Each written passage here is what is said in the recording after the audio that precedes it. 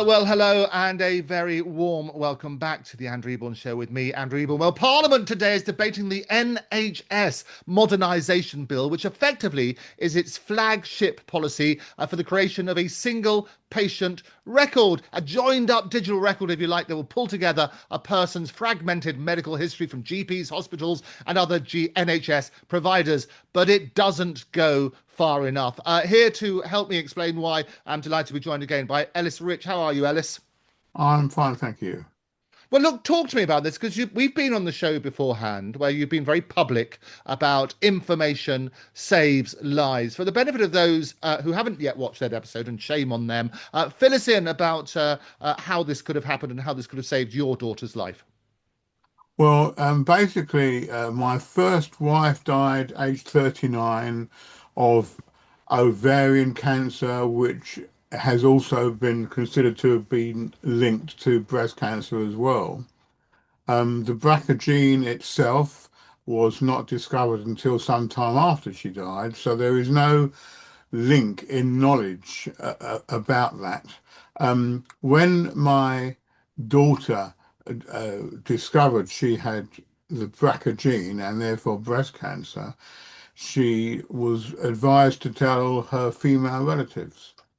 And when she did so, obviously this was the sister of her late mother, she found out that she'd been tested for the BRCA gene several years previously and had discovered that although she was free from the BRCA gene, her mother, and therefore my daughter's grandmother, had the BRCA gene.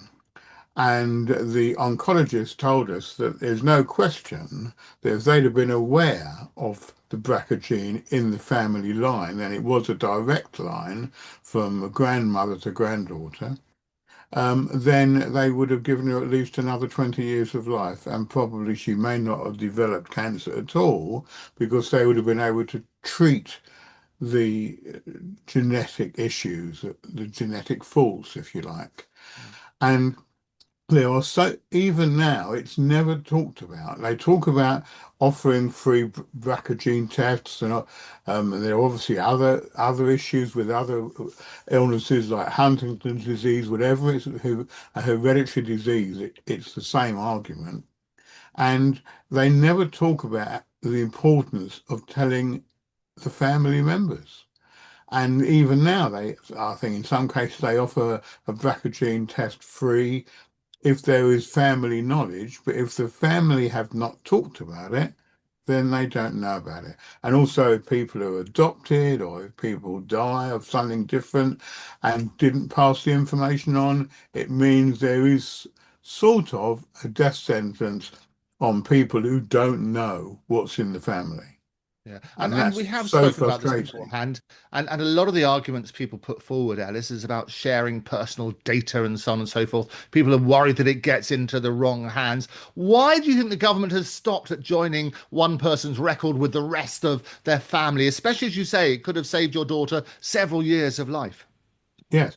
Well, I just don't think they've thought about it enough. In America, there is a website called Kin Talk where people can anonymously put data on, but the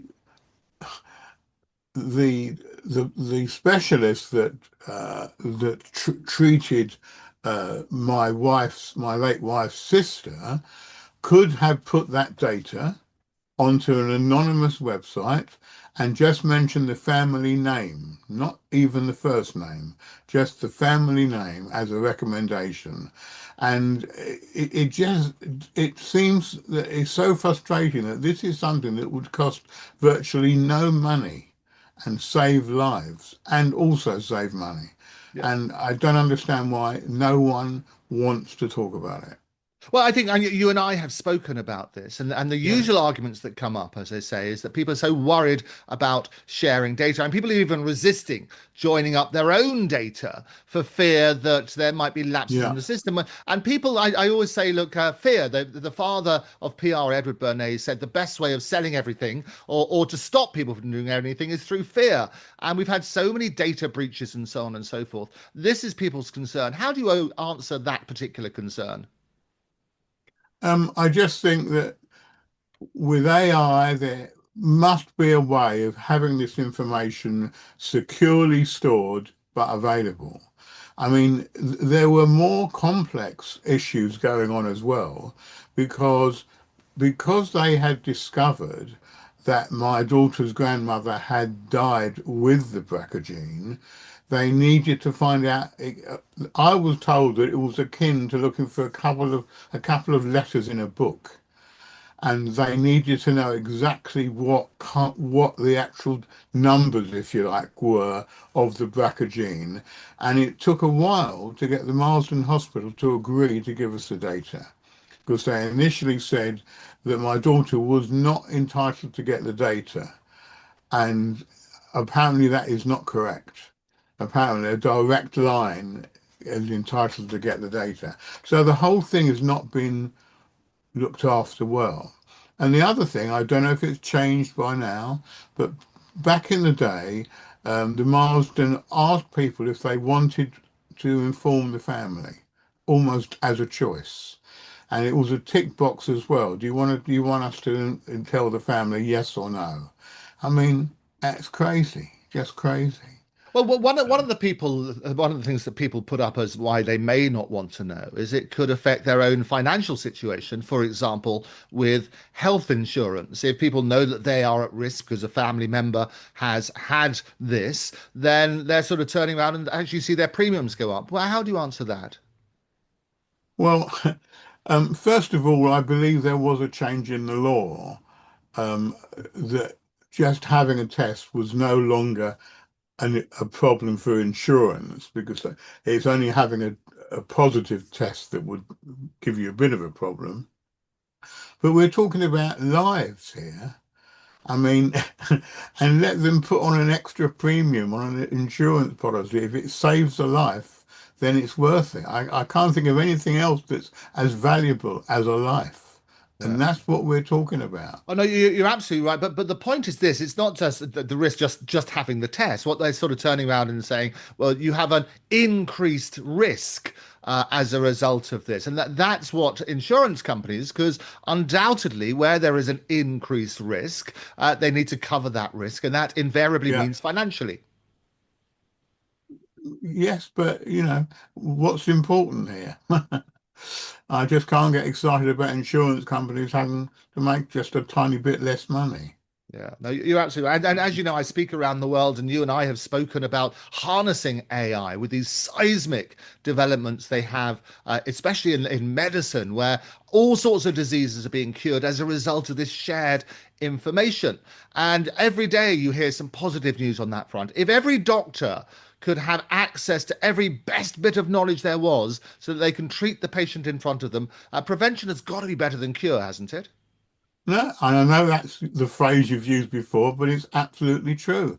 And I can't believe why there cannot be a system whereby you can type in your family name to see if there is any record anywhere in the world of a BRCA gene or Huntington's disease or all the different hereditary diseases. It's ridiculous not to use AI for something like this and not just worry about jobs. No, no, you're absolutely right, and it's also the other point to make is that if people are worried that okay they're going to think less of the relative or whatever it is, and they can identify that relative as a result of it, you can anonymize it, can't you? As you said Of beforehand, course, there's of a course. way of turning around and say, look, there is a risk within your family of this. Yeah, that's all that's required. And then they go and have a test. I mean, I think a lot of the tests now are free. If you believe there is a familial link, there is a free test available. So you just have to quietly go and have the test. Yeah. And as I say, the argument they're putting forward, even on the individuals, your own data are being shared between departments is because of the risk of that sort of side. The joint account ethics question, obviously brings it far greater in terms of that sort of family information. And they Yeah. recognise this particular tension. But do you think, I mean, this bill, they're going to have trouble debating this at the moment. All sorts of people are going to be putting those sort of things forward. What's the killer answer if you like, to why family information should be shared in this way? Well, I think with AI, it can do anything. It can pretty much, and especially with data, and there just has to be an anonymous database with and you just would type in your surname and whatever disease it is you're trying to research, and it would never be published. It would just be available for someone that's concerned. And everywhere else, there's issues about people that have had AIDS. There's issue about people that have created domestic violence. There's all these things that you can go and look up, but not this. And it just seems really, really unfair. And to be honest, I don't want my daughter to have died for nothing. Yeah, and you And it talked would about, be, you know, absolutely. And I had Bobby Davro on my show at the weekend, and he disclosed, I mean, he's got a history of challenging health conditions. He's had a stroke. He lost his fiance to pancreatic cancer. And he revealed for the first time that he's been diagnosed with prostate cancer. mm, And I was praising him because those in the public eye who can speak publicly about this, they themselves can help others in the same yeah, situation and hopefully save lives. yeah, no, absolutely. Oh, you, Absolutely. you talk about Caroline's law. What would, and maybe even as an amendment to this bill as it's being debated, what would that look like? I just think it would look like a setting up of an anonymous database and just with that information. It would be a very simple thing to do. And as an add-on to what's going on, uh, what's being discussed this afternoon. And what message would you send to the MPs basically debating this bill today and in the committee stage? And what would you like to see happen next? A public debate, maybe amendments or a new duty on the NHS regarding hereditary risks? I'd like to see it before a select committee. Um, I always like select committees because they're all party. There's it's completely different to the arguments going on in the Houses of Parliament, because everybody is there and all the opinions are there, and you can have some experts attend as well. And I will try and get my daughter's oncologist to appear in it because she's very eminent. And as I say, I have a letter from her confirming how how much could have been done to save Caroline if they'd have known that information.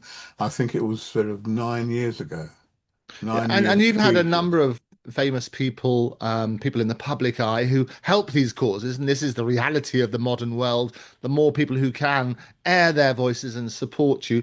Talk to me about some of because you yourself, as obviously the previous chairman of the Performing Rights Society, you know, lots of people in the music, including Simon Cowell. Talk to me about some of the people who are backing you. Well,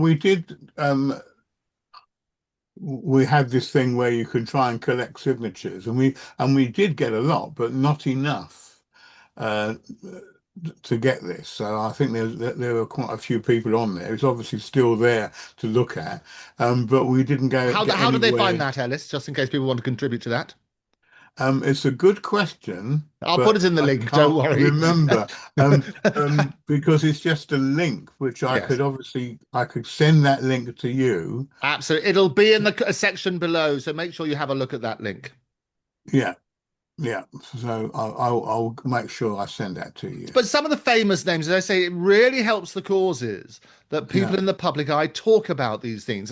You and I have been talking about it for a long time. As I emphasized before, is that a lot of people shy away because they're nervous about what happens. But talking about where you're saving lives and deal with the risk, absolutely have the debate about security, absolutely have the debate about data. But we can counteract that with this anonymity, as you say. And basically, information is power. Information and prevention prevents all sorts of things, and it will effectively save lives. Yes. And also save a lot of heartache and anguish. I mean, my daughter died 5 years ago this month, and we will never get over it. It's not something that you get over. When an elderly parent dies, that's the normal course of events. But when a child dies, there's nothing to replace it. and she had two young children as well, and they're having to grow up without a mother. And the damage this does is incalculable. And it's so frustrating that this is still allowed to, nothing has been done about this at all. You're absolutely right. Well, we will continue that campaign. Finally, as it is coming Indeed. up to the anniversary of your daughter's passing, tell me about Caroline. Um, well, she was very heavily involved in advertising. She was involved in the Heathrow ad with the Bears, for which she got an award. Um, she got a posthumous award from Lorraine, and she did a lot of charity work. And she raised lots of money for cancer. I mean, at the time, I slightly knew Kylie Minogue and mentioned to her that my daughter could she give some stuff for the tombola and stuff. And this lorry turned up with so much stuff. It was wonderful, which really added to the money that was raised, which was in the Connaught Rooms that particular Oh, event. tell me what was in the tombola and what was in Oh, Kylie's lorry. pictures, albums, CD, just anything that you could think of was sold in aid of cancer, and she was involved with Maggie's charity as well, and raised lots of money for it. But of course, in the end, she was a victim of the charity herself. Yeah. Yeah. Well, Ellis, we will continue this campaign. I cannot think how many more lives need to be lost before we do this Oh, properly. I And it know, is. I It's know. crazy. All we need to do, and personifying it, this is why it was so important that I wanted to have you on today while this debate is Yeah. going on, just to remind people that actually behind all these tragedies, behind the statistics, there are real people and real lives are affected. And also there may be people walking about without any knowledge of this information, and they could save their lives or extend their lives by a very simple test. And people need to do it. People need to be careful. And it's awful to think there are people with this death sentence that they don't know about. Yeah. And the advice for people who are walking around, as you say at the moment, just finally on a positive note, because things can be done, what would you say to them? Um, Well, if you're a woman, get a BRCA gene test. Now, that's not to say that men can't carry the BRCA gene as well. And I know someone quite well, a man who has the BRCA gene, and unfortunately, I think one or two of his daughters have it. So, I mean, it is very easily passed on. And I know that not all breast cancer is BRCA genes, but there are two BRCA genes, one and two, and they're really spread very easily. So if there's anyone in the family at all, they must be tested. They really must. And they've been talking about this. We were talking about prostate cancer earlier, and I talked, Yeah. as I say, about Bobby coming out at the weekend, disclosing his own diagnosis with prostate cancer. One of the debates that they've had is about testing people, and they've said it's not worth testing people because more people die with it than from it, and they're very concerned about people unnecessarily having treatment. How do you respond to that? Well, I just think that the National Health could do more about advice rather than just going through a queue of people that have got various kinds of cancer. I just think the actual they're in such a unique position to actually spend much more time and a bit of money on prevention. It's your line. Prevention is better than cure, no question. Yeah. And I think there's enough information available. Even today, they're saying there's something that's going to help with a form of cancer as well that's just been discovered. So that's where they need to spend a bit more effort, I think. Yeah, no, absolutely. Yeah, we will continue, as I say, this conversation. But for now, Ellis Absolutely. And I Rich, appreciate your support. thank you very much for joining me. Okay. Thank you. My name is Ellis Rich, and I'm imploring you to be watching Andrew Eborn Show, where he will also talk about the tragedy of the loss of my daughter, which could have been prevented if there had been a little more exchange of data information.